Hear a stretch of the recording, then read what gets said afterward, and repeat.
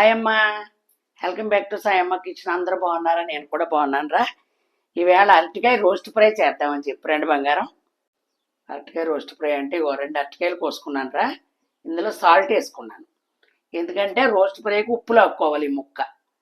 ఏమ్మా, మనం ఇందులో వేసుకునేది ఏంటంటే కొంచెం జీలకర్ర, ఆవాలు, 2 ఎండుమిరపకాయలు, కొంచెం కరివేపాకు, కొద్దిగా మినపసెక్కు, తక్కువగా సాల్ట్ వేసుకోవాలి. ఆల్రెడీ అందులో సాల్ట్ ఉంది కాబట్టి. మనం ఇందులో వేసుకునేది ఏంటి తెలుసమ్మా? మీరు ఆల్రెడీ నా వీడియోలు చూస్తున్నారు కాబట్టి, మొన్న నేను పొడి ఆడుకున్నానా, నువ్వుపప్పు, శనగపప్పు, మినపప్పు, పుట్టాల పప్పు, కొబ్బరి, ఎండు కొబ్బరి అన్నీ వేసుకుని ఆడుకున్నాను అనమాట. ఇది 2 స్పూన్లు వదులుకుందాం, సూపర్ ఉంటుందిరా. ఏమ్మా, ఇదిగో కొంచెం మినపచెక్కు, ఎందుకంటే ఇది ఇప్పుడుకిప్పుడు తింటాం కాబట్టి చక్కగా పంట కిందకు పడితే బాగుంటుంది. అదిగో కొద్దిగా జీలకర్ర, ఆవాలు, 2 ఎండుమిరపకాయలు, కొంచెం కరివేపాకు. ఇందులో అన్నీ ఉన్నాయమ్మా, మెటీరియల్ అన్నీ ఉన్నాయి చక్కగా. అన్ని పప్పు దినుసులు వేసుకొని ఆడాను కదా, కొద్ది కొద్దిగా వాడిన తర్వాత ఇంకా అది మిగిలింది మాట. మీకు చెప్పాను కదా, బీరకాయలు వేసుకోవచ్చమ్మా.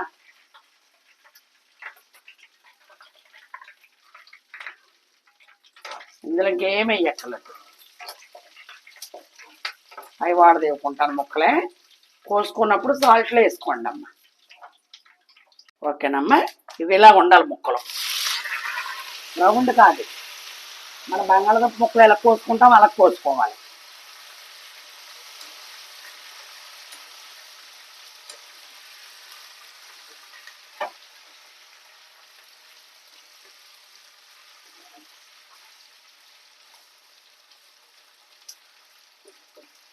ఓకేనా? ఒక్కసారి మూత పెట్టి తీసుకుందాం. ఓకేనమ్మా, కింద మూత పెట్టాను కదా, ఒక్క నిమిషం ఆగిన తర్వాత తీసేయాలి. ఎందుకంటే ఇందులో వాటర్ వెళ్ళిందనుకో మెత్తబడిపోతుంది ముక్క. రోస్ట్ కదా, ఇలాగ ఉండాలన్నమాట. ఇప్పుడు సాల్ట్ వేసుకుందామమ్మా. 1/2 స్పూనే వేసాను, ఇందులో ఉంది కాబట్టి. చక్రాల కింద కోసుకుని ఫ్రై వేరే.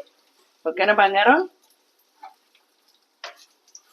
ఇప్పుడు మనం ఇదిగో మళ్ళీ చెప్పనా, పుట్నాలు అమ్మా, ఎండు కొబ్బరి, నువ్వుపప్పు, ఎండుమిరపకాయ, ఎల్లుల్లిపాయ, జీలకర్ర వేసి ఆడుకున్నాను కదా మొన్న, అది మాట ఇది. ఇవి ఇలా ఉపయోగపడుతుంది. మీకు చెప్పానా, ప్రతి దాంట్లో మనం వేసుకోవచ్చు.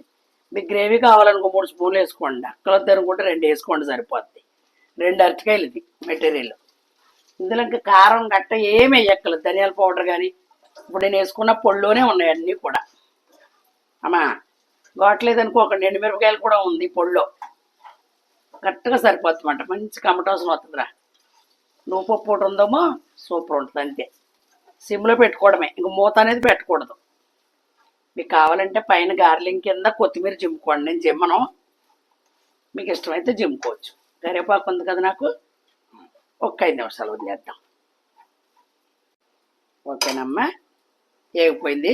టేబుల్ దగ్గరికి వెళ్ళిపోదాం అండి.